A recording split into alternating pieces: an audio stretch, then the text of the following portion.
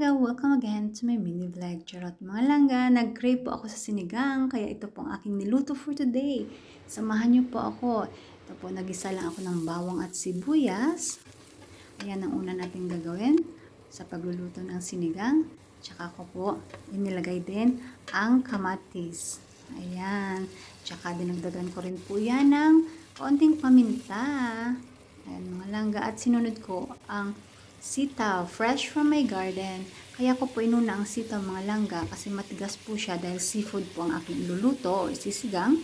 Alimasag po at saka salmon. So, madali lang po talaga yun maluto. So, unahin natin yung matigas na gulay. Ayan po.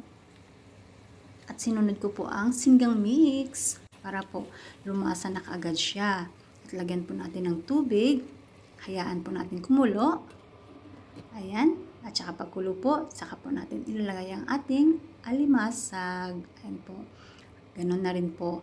Ang ulo ng salmon, marami po kami kasing ulo ng salmon at favorite po namin to. Hindi lang laman ng salmon. Ito rin po yung ulo, masarap din siya. Malyamnam mga langga. Ayan, hayaan po natin siyang mag-simmer. Ayan, madali lang po maluto to kasi yung salmon po at saka yung limasag ay madali lang maluto. Ayan po, inilagay ko na yung aking talong at okra. Hayaan din po natin yung mag-simmer. At syempre, dadagdag na natin ang ating sinigang mix para po lalo nang lumasa sa ating mga gulay at alimasag tsaka isda. Ayan po, kumulo na po siya.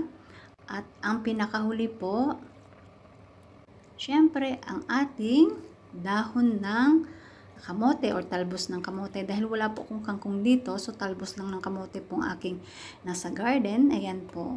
Okay na po yan. Ready na po ang ating sinigang seafoods mga langga. Super sarap. Talaga po. Saluhan niyo po kayo mga langga. Thank you all guys for watching. See you. Bye!